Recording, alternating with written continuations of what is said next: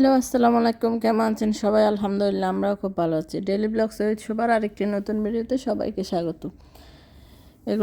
এগুলো হচ্ছে দেশি লাল আলু, একটা বাঙালি গ্রোসারি থেকে আনা হয়েছে। এই আলু দিয়ে মাংস রান্না করলে খুবই মজা হয়, তাই আজকে বিফ রান্না করব।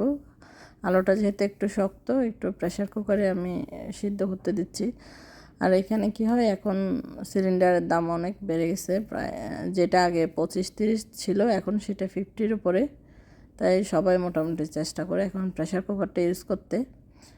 এই যে ডাল, আলু, এই যা ডিম, এই জাতীয় জিনিসগুলো প্রেশার কুকারে করে ফেলি।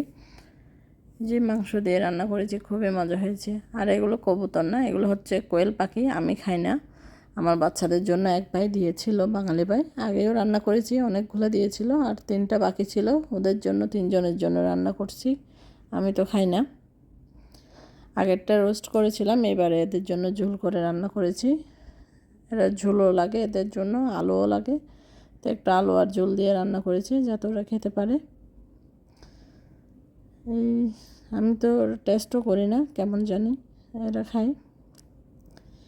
আর সাথে একটু খিচুড়ি বসিয়ে দিয়েছিলাম যাতে মজা করে খেতে পারে।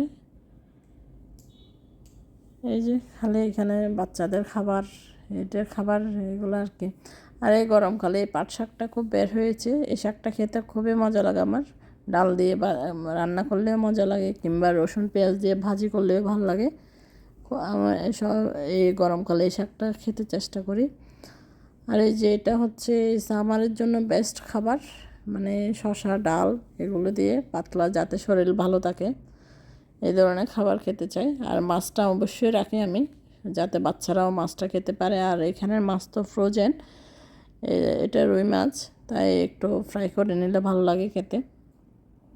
এই যে ফুলকপি আলু দিয়ে একদম পাতলা ঝোল করে রান্না করেছি। আর বাচ্চাদেরকে চেষ্টা করি একটু খেতে দিতে, অনেক টাইম লাগে, তারপরেও চেষ্টা করি একটু খাক, পরে আমি খাইয়ে দেব। এই যে একসাথে বসে দিলে কথা বলবে, খেলবে, দুষ্টামি করবে, এইরকম। তারপরেও একটু এসে ট্রাই করো, অভ্যাস হোক। আর এই তো বিকেলের জন্য একটু নুডলস বানিয়েছিলাম। আসলে বিকেল হইলেই মনে হয় কী বানাবো, কিন্তু আলসেমি লাগে, বানাইতে ইচ্ছে করে না অনেক সময়। হালকা কিছু খেয়ে নিই, তারপর আবার মন চাইলে আবার যাই। এ বিদেশে হচ্ছে এটা, কেউ করে দেওয়ার নেই, সবটা নিজেকেই করতে হয়। খেতে মন চাইলেও নিজেকে করতে হয়, আলসেমি লাগলেও করতে হবে, উপায় নেই। এই তো এভাবে যাচ্ছে। আর আমার ভিডিও ভালো লাগলে আপনারা সবাই লাইক, কমেন্ট এবং শেয়ার করবেন। আরেকটি অবশ্যই স্টার সেন্ড করবেন।